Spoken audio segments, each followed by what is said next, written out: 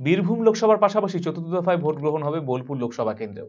বোলপুরে থাকা বিশ্বভারতী বিশ্ববিদ্যালয় বারবার উঠে এসেছে রাজনৈতিক বিতর্কের শিরোনামে। বিশ্বভারতী জমি বিতর্ক উঠে এসেছে সংবাদ শিরোনামে। বিশ্ববিদ্যালয় নিয়ে সুর চড়েছে তৃণমূল কংগ্রেস এবং বিজেপি। সেই বোলপুরেই ভোট হবে 13ই মে। 1979টি ভোট গ্রহণ কেন্দ্রে 8 জন প্রার্থীর ভাগ্য নির্ধারণ হবে। ভোটাধিকার প্রয়োগ করবেন 18,39,234 জন ভোটার। একেন্দ্রে ত্রিমুখী লড়াইয়ে তৃণমূল কংগ্রেস প্রার্থী হিসেবে লড়াই করছেন অসিত মাল, বিজেপি প্রার্থী গৃহবধূ প্রিয়া সাহা এবং সিপিআইএম প্রার্থী হিসেবে লড়াই করছেন শ্যামলী প্রধান।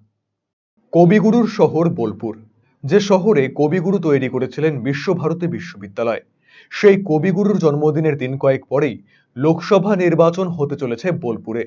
কবিগুরুর সাধের বিশ্ববিদ্যালয়ে বারবার লেগেছে কালির প্রলেপ। বিশ্ববিদ্যালয়ের উপাচার্য নিয়োগ থেকে জমি বারবার উঠে এসেছে বিতর্কের কেন্দ্রস্থলে। 7ই মে রাজ্যে চতুর্থ দফার নির্বাচনে ভোট গ্রহণ বোলপুর লোকসভা কেন্দ্রে। যে 7টি বিধানসভা নিয়ে বোলপুর লোকসভা কেন্দ্র গঠিত হয়েছে তার মধ্যে রয়েছে বীরভূম জেলার বোলপুর, নূরপুর, লাভপুর, ময়ূরেশ্বর এই 4টি বিধানসভা এবং পূর্ব বর্ধমান জেলার কেতুগ্রাম, মঙ্গলকোট এবং আয়ুষগ্রাম এই 3টি বিধানসভা। বোলপুরের ভোট ইতিহাসে 1967 লোকসভা ভোটে জয় পেয়েছিল কংগ্রেস। 1971 থেকে 2009 টানা বোলপুর লোকসভা কেন্দ্রে জয় পায় সিপিআইএম। 1985 থেকে 2004 টানা বোলপুর আসন থেকে জয়ী হয়েছিলেন সিপিআইএম এর সোমনাথ চ্যাটার্জি, যিনি বিজেপি নেতৃত্বাধীন সরকারের আমলে লোকসভার স্পিকার নির্বাচিত হয়েছিলেন। এবারের নির্বাচনে সিপিআইএম এবং কংগ্রেস জোটবদ্ধ লড়াই করলেও 2009 লোকসভা ভোটে কংগ্রেস প্রার্থী অসিত মালকে 96,882 ভোটে পরাজিত করে জয় পেয়েছিলেন সিপিআইএম এর রামচন্দ্র ডোম। সিপিআইএম এর সেই আসন 2014 সালে ছিনিয়ে নেয় তৃণমূল কংগ্রেস। 2014 এবং 2019 নির্বাচনে এই কেন্দ্র থেকে জয় পায় তৃণমূল কংগ্রেস। 2014 নির্বাচনে সিপিআইএম এর রামচন্দ্র ডোমকে 2,36,109 ভোটে পরাজিত করে জয় পেয়েছিলেন তৃণমূল প্রার্থী অনুপম হাজরা।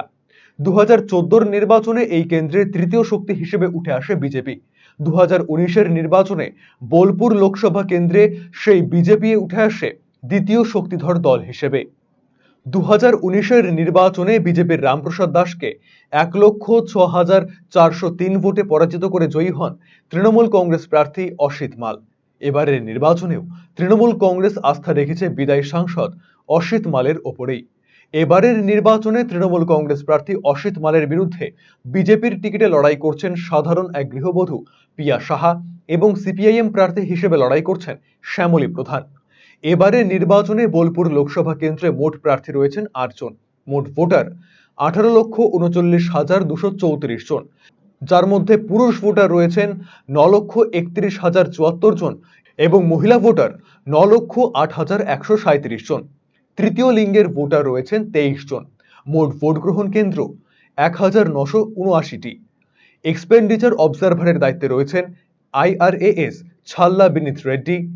সাধারণ পর্যবেক্ষকের দায়িত্বে রয়েছেন IAS অনিশ যাদব এবং IAS রাজেন্দ্র ভারত।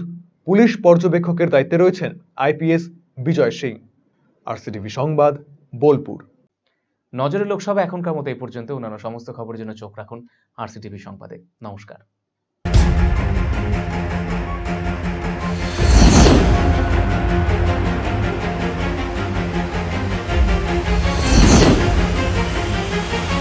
নজরে লোকসভা।